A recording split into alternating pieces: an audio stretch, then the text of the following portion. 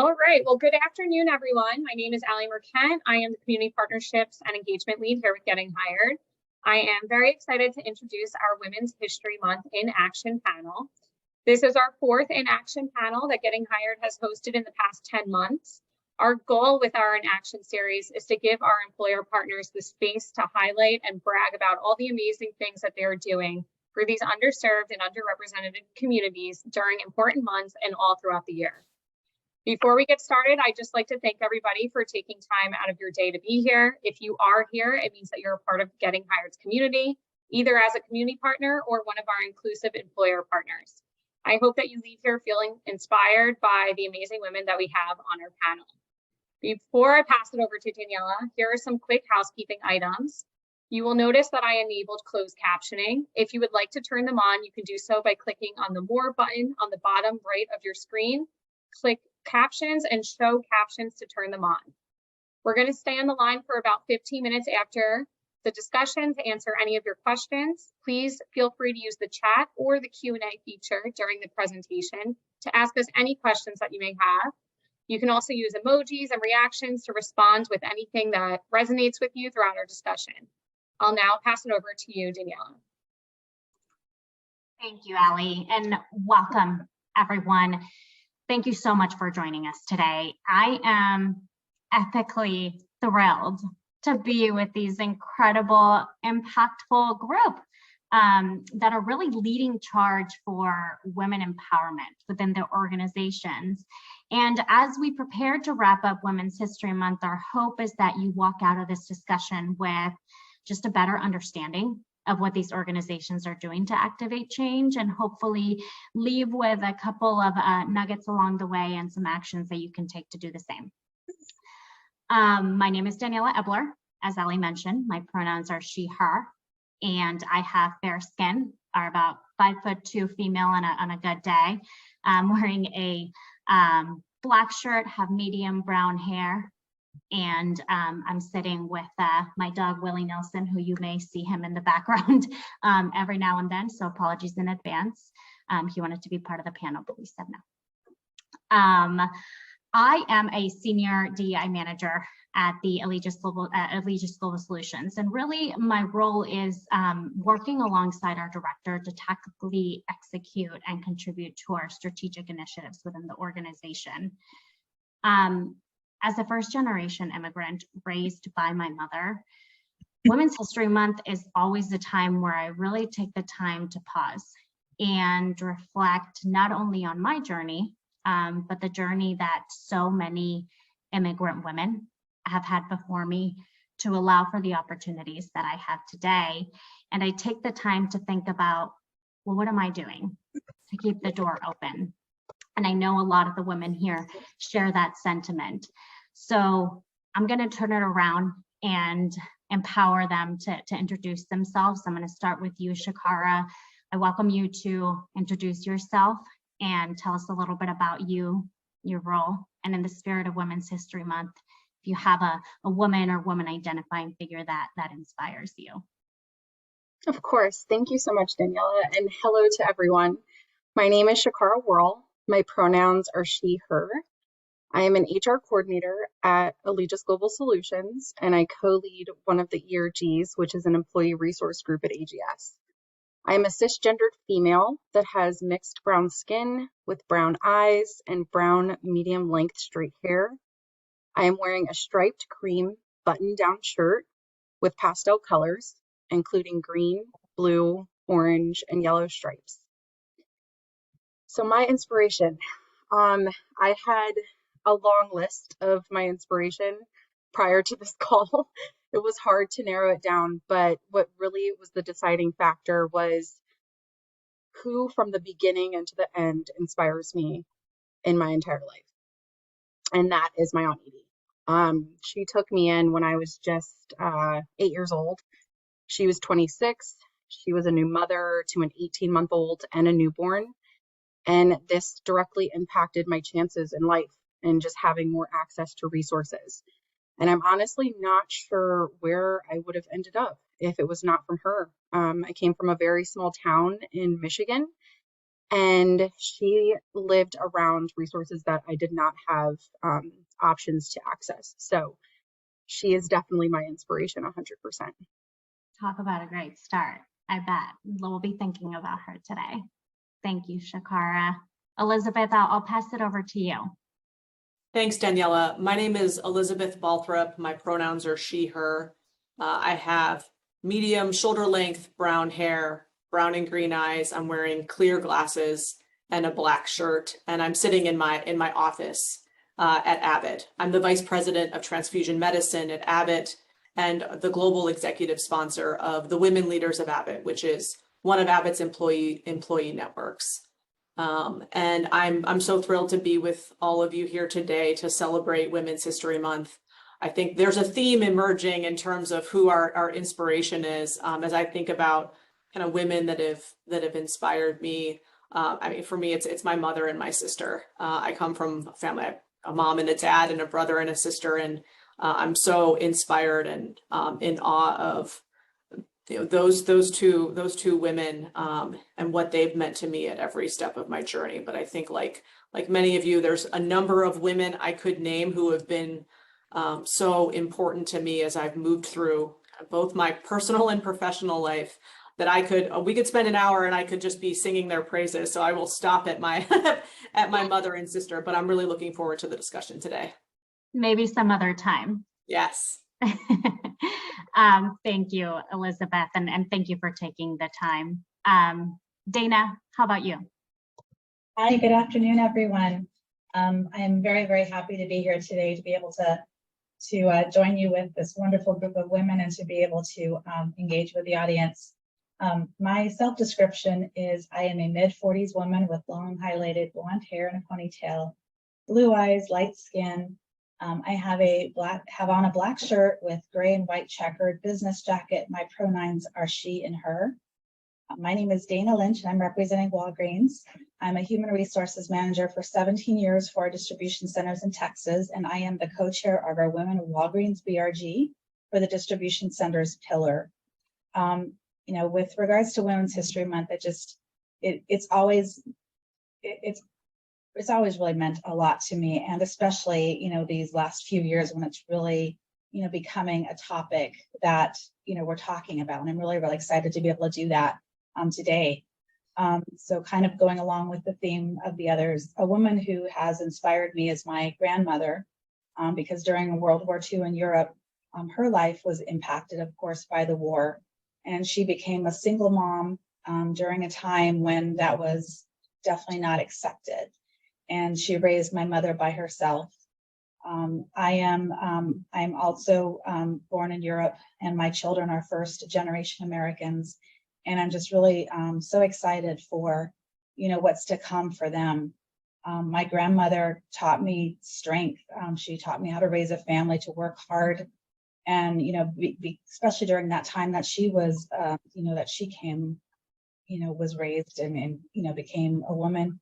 You know, she had a lot of obstacles that she had to deal with. So she taught me to go around any obstacles that come before you and just really take care of your business. So she definitely really inspires me. Thank you very much. Wow, what an incredible story. I look forward to hearing a little bit more about your journey. Thank you, Dana. GK, let's close this up here with the introductions. Thank you. So my name is Glucidia Calathis. Everyone calls me GK for short, so you can call me GK. I am a woman in my mid-30s. On a good day, I will tell you 28, so I'm letting you guys in on my little secret there. I have highlighted brown hair, I would say sun-kissed tan skin. I do have hazel eyes. I am wearing glasses today, and I'm typically sporting a big smile. Today I am wearing a white button-up and a hot pink blazer. I am the talent acquisition manager for Actilent. Actilent is a global leader in engineering and sciences, talent services, and workforce solutions. As the talent acquisition manager, I develop and drive our internal recruiting initiatives and strategy and manage our internal recruiting team for the US. I've been a part of this company for 8.5 years. During that time, I've had 5 different roles, and I've had 7 different direct managers. So I do want to go from a professional route here and highlight my current direct manager, Estella Zuno. She is the Director of Colleague Experience. She's also the first female to be hired into the company 30 years ago and has been a trailblazer. She has exemplified all of the traits I value in a leader. She has a strong voice. She stands for what she believes in. She influences change, and she leads with empathy and compassion. So definitely want to highlight her today and all that she does. And I'm excited to be here. I am going to be taking notes from the other panelists too, because I know that I'm going to get takeaways from them. So thank you for having me, and I'm excited to learn from everybody up here. Absolutely. What a role model. Definitely, you're lucky there. And if there's a day to be rocking a pink blazer, I mean, it's today. Today's the day, right? It looks amazing. Thank you. Thank you all, and thank you for those introductions. Hopefully everybody kind of gets a sense of just what powerhouses we have in the house today. Now let's get to our discussion. And as we reflect on a day like today and a month like now, we would be remiss to not mention the impactful work that ERGs do across our organizations. I mean, that's a lot of the reason why we're here today. And dating back to the 60s with a lot of the movement that was going on at that time, and with the first recorded chapter in 1970 at Xerox of an ERG, it was the National Black Employee Caucus. ERGs have certainly gone a long way.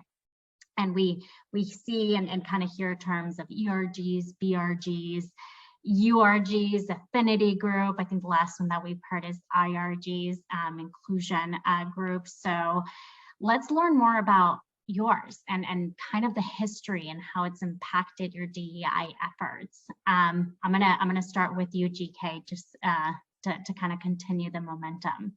Yeah, definitely. So I am on the Empowered Women of Actolent ERG. This ERG was created by women, led by women, and it's dedicated to the development of women. So we have 282 members in the ERG. Just to kind of go back, it did start with Actolent, or with Aerotech, I apologize, which was the umbrella company.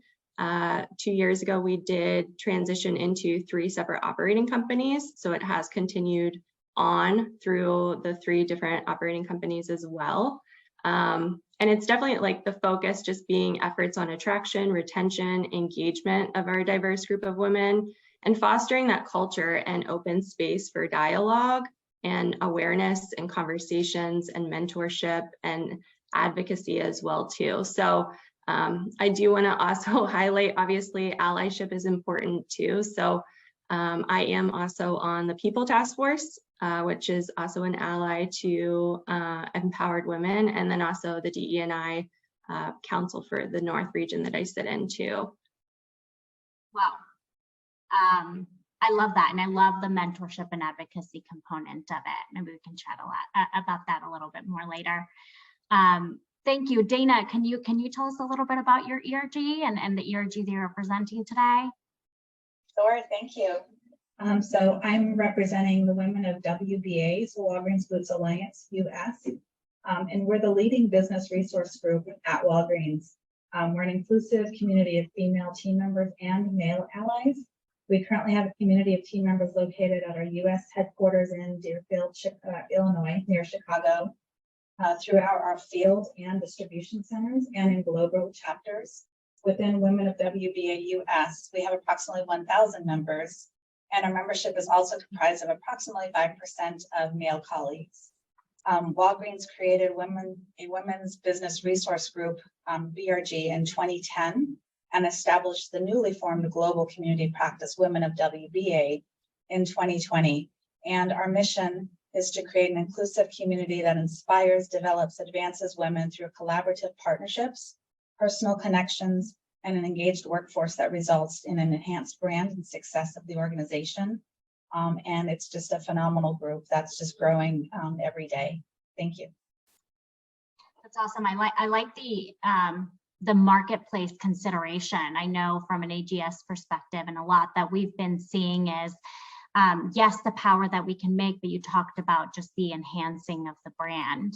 and how that's being, considered with the initiatives, and how we perhaps kind of collaborate with marketing and deal more with social and bring those to front so that it's not just an internal effort. So well done there. Very exciting work. Elizabeth, how about you? Sure. So the Women Leaders of Abbott is Abbott's oldest and largest employee network. We call them employee networks. It was founded in 2000, and today we have about 11,000 members across the globe. Our mission is to help women leaders maximize their potential and realize greater achievement during their career, and we're committed to connecting women and offering programs and initiatives to enhance leadership experience and career development. This group, as it sounds, is quite far-reaching, offering hundreds of different program opportunities for our colleagues around the world every year. Everything from global programs or global events to hyper local site-specific programs. And we also have an associated group that we launched called Allies in Action. WLA is open to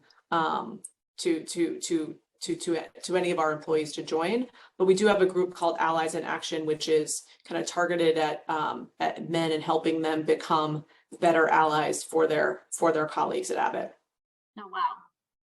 That's an awesome consideration and kind of a branch out. And I did promise I wouldn't go rogue, but I do have a quick question for you from a VP perspective, because I know I often have conversations with leaders, and I'm sure a lot of them do, and they ask, well, how can I support, at the VP level, at the C-suite level? Are there some kind of recommendations or some best practices that you do to really kind of enhance the messaging and support from a VP perspective and beyond?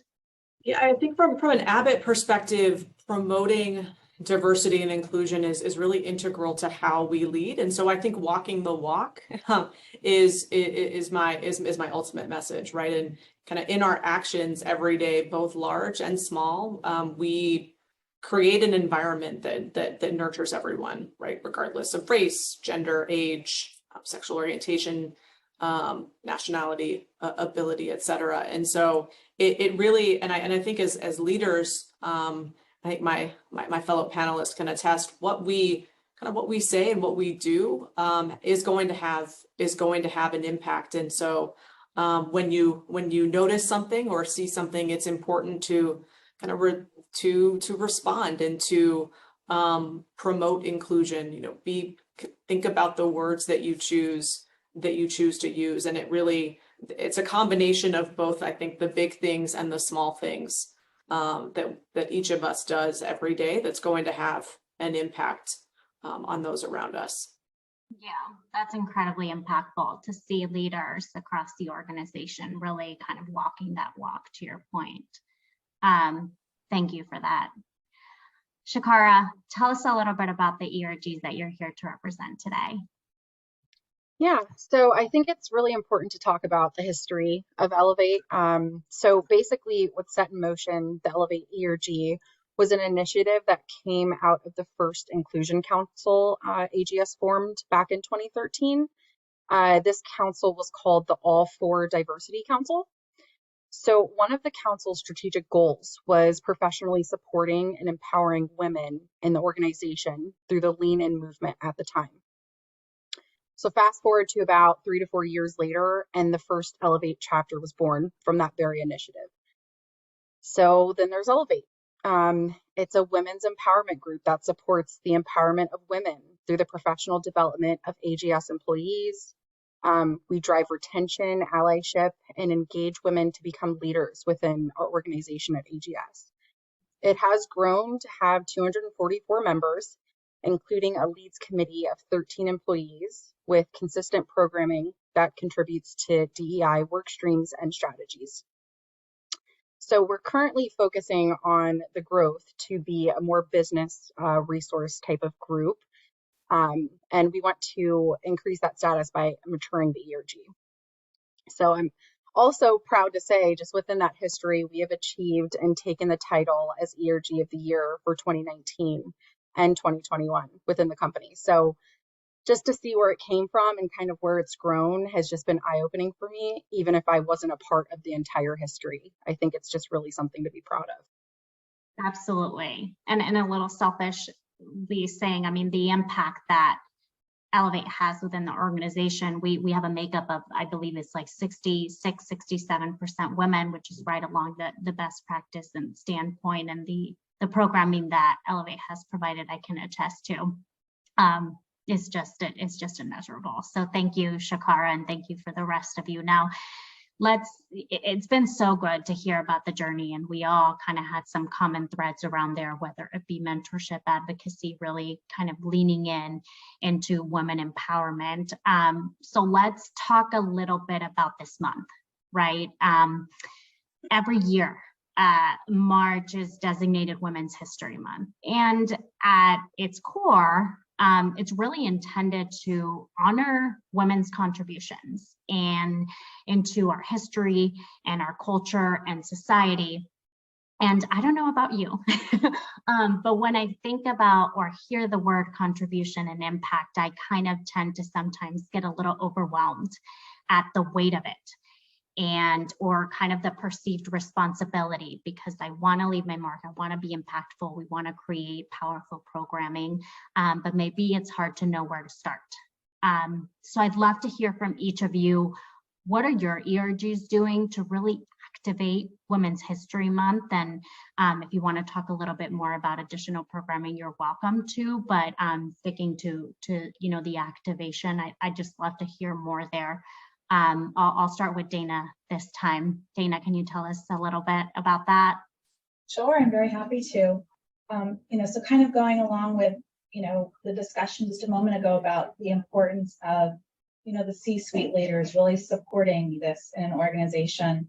For the past 3 years, our International Women's Day celebration has included a panel discussion highlighting senior leaders from all areas of our company.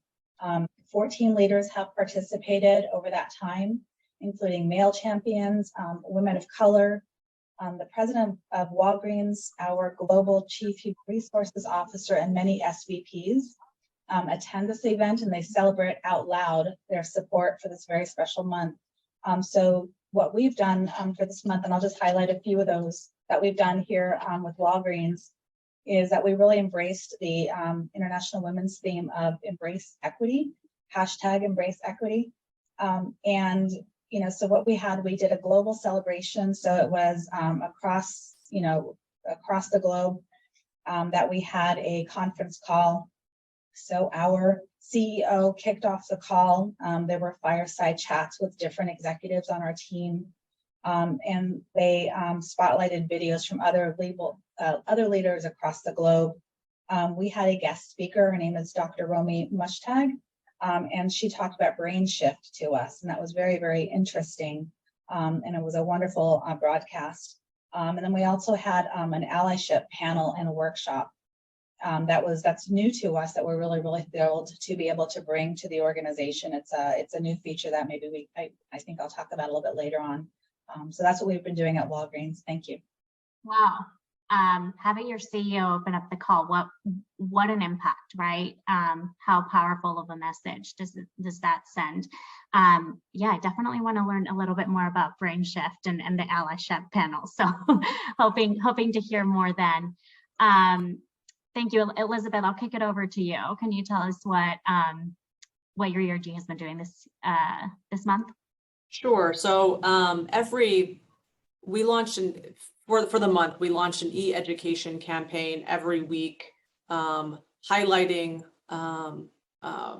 women from different geographies, different backgrounds. And so actually in advance of Women's History Month, we reached out to our other Avid employee networks to get kind of feedback and insight on women we should showcase to help, recognizing the importance of intersectionality and inclusivity.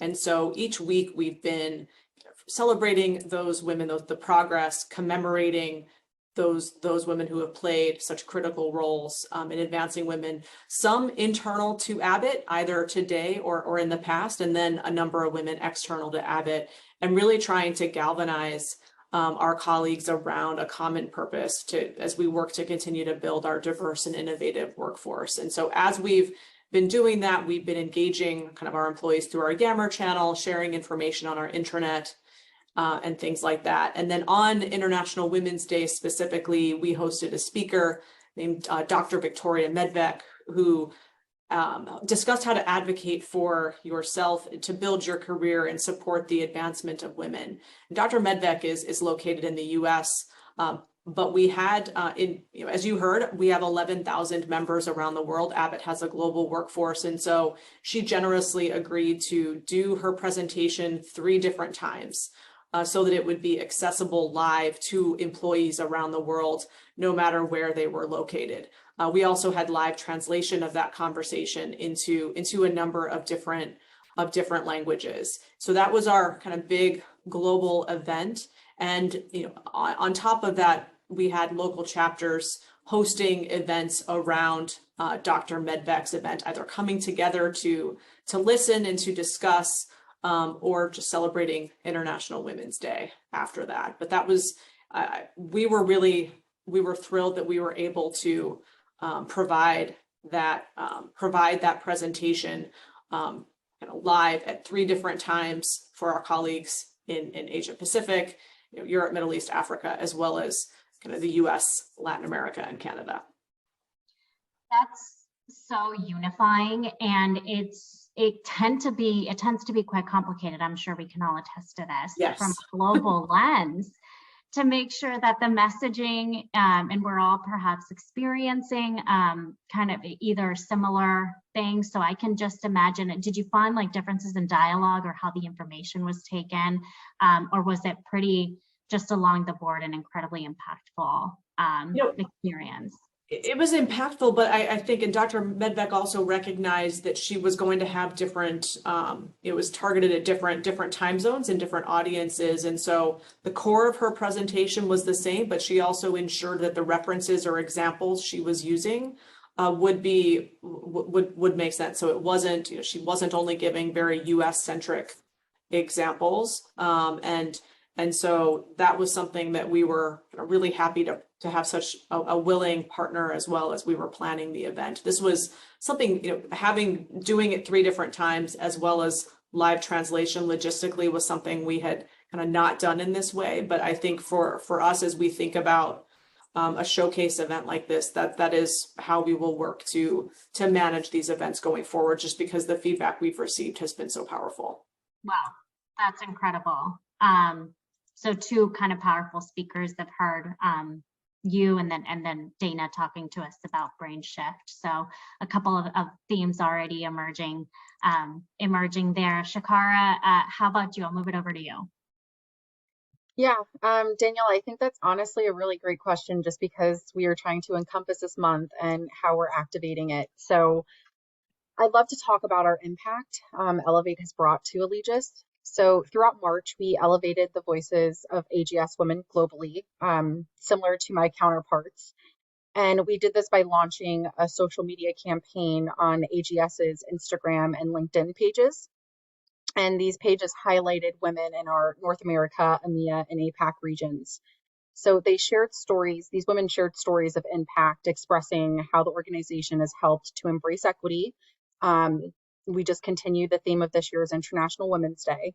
And this event was one of our biggest turnouts, with 284 attendees, including 6 guest speakers from AGS across all regions, and 1 external guest speaker who is the CEO of Windsurf & Co. So during this event, all of the panelists focused on topics that challenged gender stereotypes, called out discrimination, drew attention to bias, and encouraged inclusion in order to drive a more equitable environment. So we really wanted to get people at AGS talking about why equal opportunities are just not enough anymore, and how people start from different places.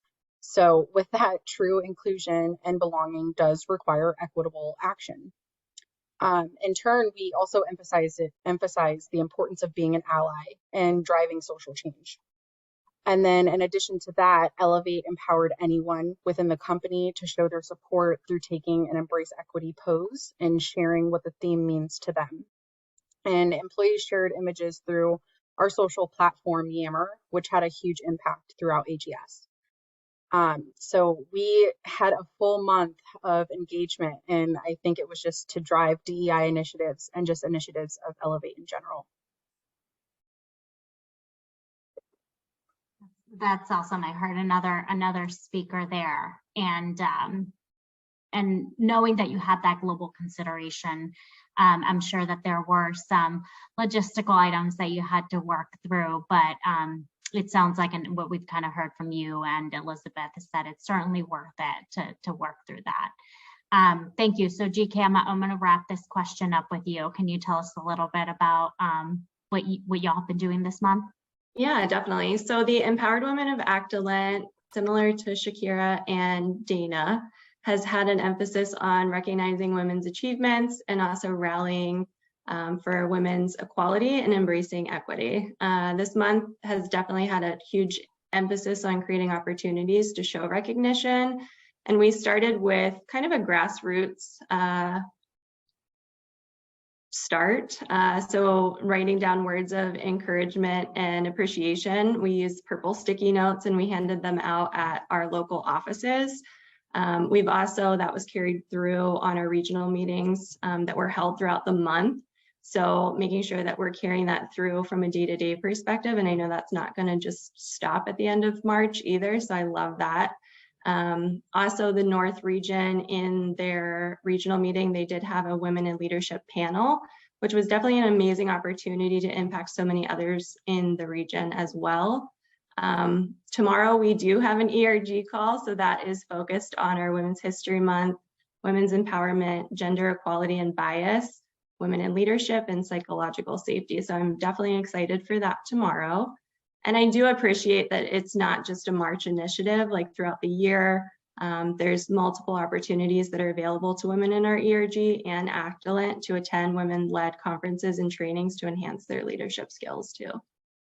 Love that. And something that you mentioned that I don't think that we've talked about is just the activation within the offices. I know a lot of us have virtual capabilities and you know, some may have initiatives to bring people back or really kind of create that same culture within the office. So did you find, you know, the purple sticky notes to be successful to continue the momentum, or is there anything else that you did within your offices? And Dana, if you have an example of that as well, or if anyone else has an example of what you did in the office, that would be great. Yeah, definitely. I feel like it was very uplifting, created a great, you know, culture within the office too. So everything that we do within the ERG and the other organizations around DE&I feel like it's important to bring that back to the offices. And it also gets more people involved. So, you know, talking about what we're doing just creates that excitement, and it grows those organizations as well too.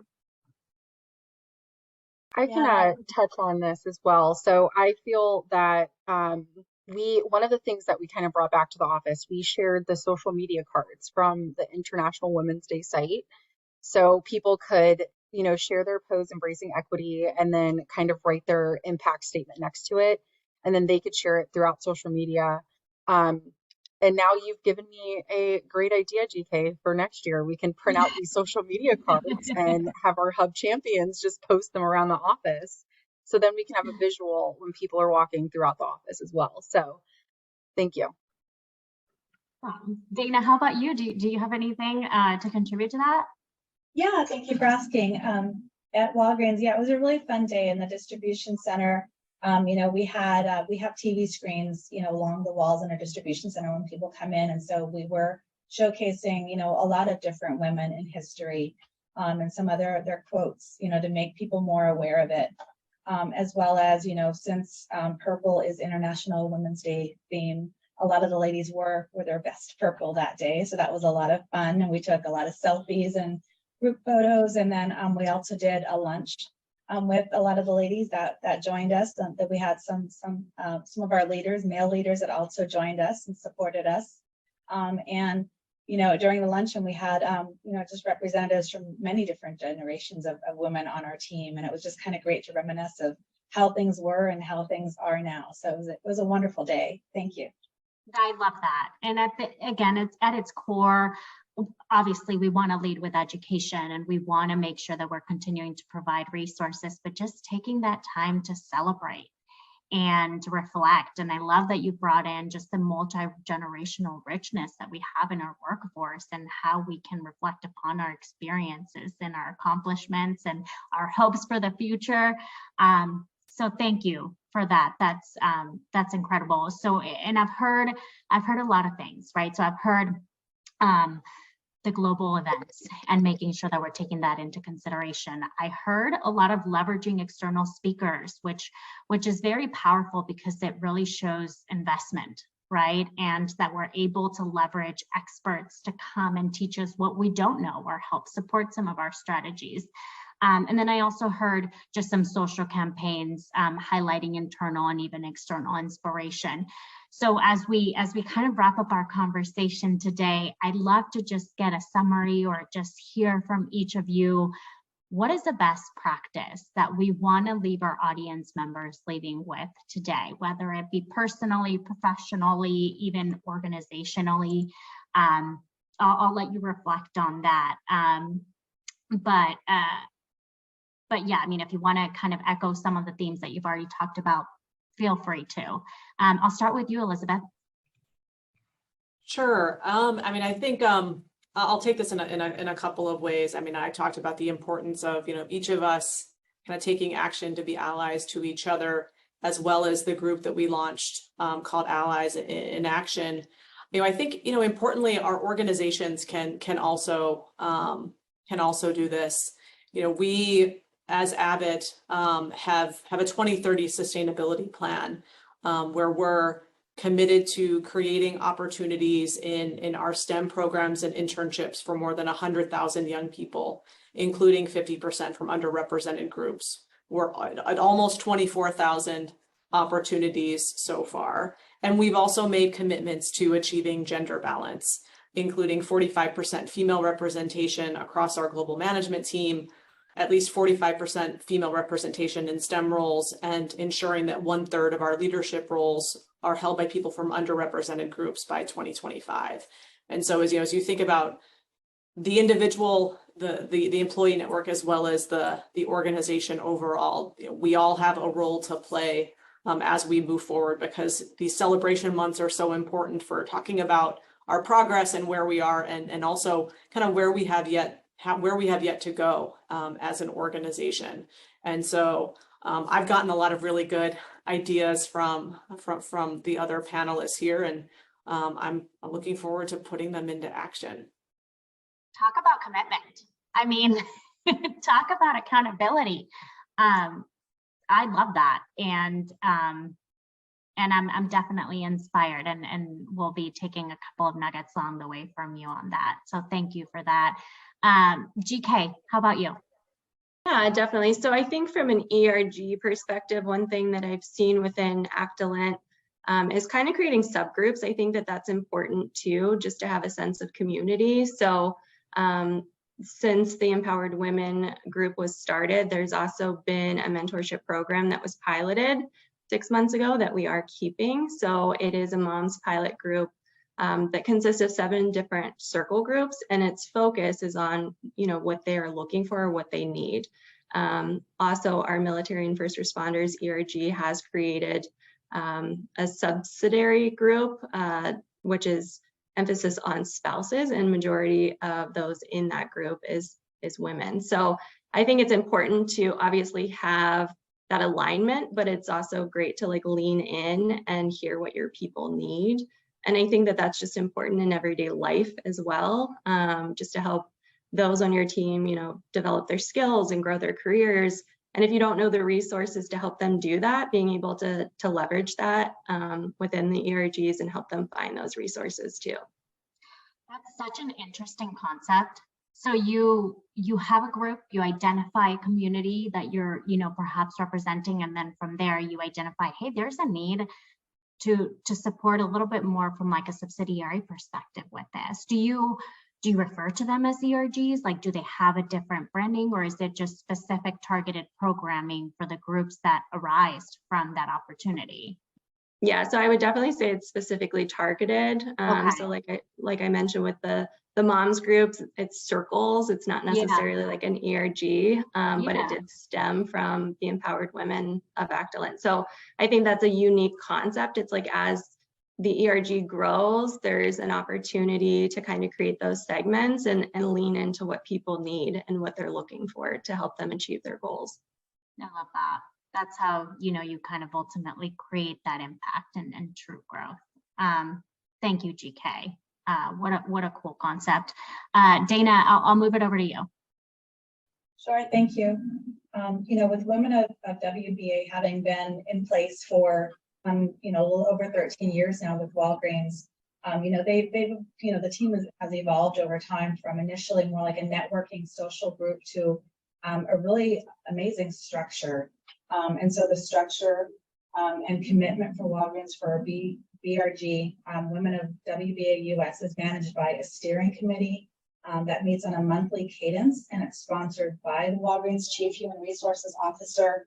It's led by a chair and a vice chair, and supported by a strategic operations planning lead with pillar and then field chapter leads in attendance. And then all of the leadership was elected to their positions, and they commit to a 2-year term.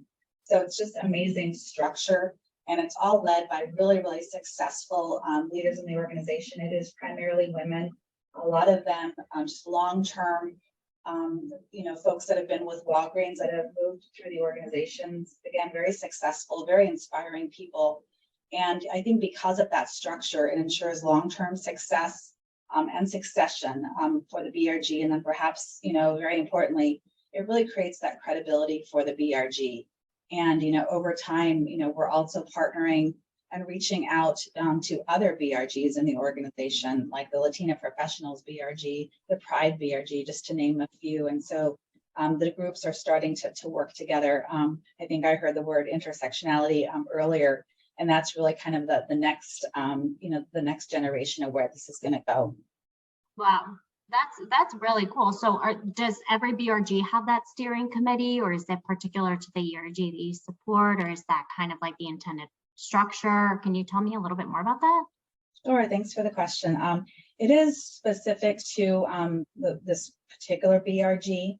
Some of the other ones are just newly starting out, so they're in different phases of putting that structure in place. And I think each one of them will kind of figure out what fits that group the best. Oh, I'd love to chat with you more about that. Let me ping you offline on that. That's super interesting. Thank you, Dana. Shakar, I'll pass it over to you to wrap us up with this question. What can we take away? So Daniela, when I was thinking about this question, I could not narrow it down to just one particular advice.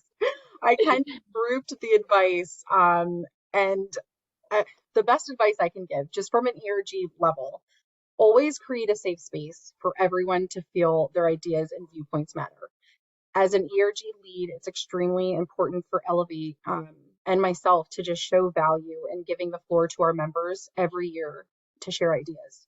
So to do this, we send out a pulse survey each year.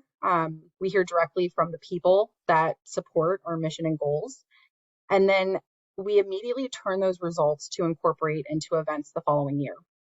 So this basically just opens the floor for feedback on how the ERG performed. And it just shows that you care about what your members think. And then to just piggy off of that, the way that ERGs are focused at AGS is to enhance our DEI strategies. So if you are an ERG leader and you do not understand, know, or even talk to your DEI team, get to know them, get to know that strategy, and make sure that your specific program aligns to that. So on a more personal level, I just invite everyone that may not identify with a specific community, but interested in learning how to be an ally, to make a commitment to attend at least one event that's outside of your comfort zone. So a piece of advice that I got from a previous webinar that really stuck with me. If someone from a marginalized community invites you to attend an event, go and be there to listen, learn, and show support. Having privilege, but choosing to stand for and with marginalized communities dismantles systems of oppression. So be an ally, show support, and join in. Then from an organizational standpoint, another thing that our DEI team in our org does and has been doing is ensuring that leadership has visibility into the makeup of our organization by having a clear action plan for where we are seeing the biggest opportunities for growth when it comes to our underrepresented communities, who need support where, and incorporating strategic initiatives to fill in those gaps so that we have representation throughout all bands within AGS. So what this does is it creates a clear accountability framework for all of our leaders. This is modeled when the transparency report is sent out to the organization each year, and it just shows areas of opportunities and where we are making progress. So with all of that advice, I think those are the main points that I could give just to our audience from each side. So just a few. Just a few. Just a little bit. That was incredible. And I think I got full body chills where it was, can you just say that quote again? Me too. Having privilege. And can we just, I feel like I need it just everywhere. Let's hear it again. You put me on the spot. Okay, so having privilege, but choosing to stand for and with marginalized communities dismantles systems of oppression. There you go. What better words? Thank you. That was beautiful. And thank you for the amazing takeaways for everyone. It truly has just been such a pleasure guiding you through this conversation today. And I've learned a lot. Hopefully our attendees have been able to learn a lot. I'm now going to pass it over to Allie with Getting Hired to just guide us through what comes next or see if there's any dialogue in the chat that we need to address. Allie, over to you. Thank you so much, Daniela, and thank you everybody on our panel for this conversation.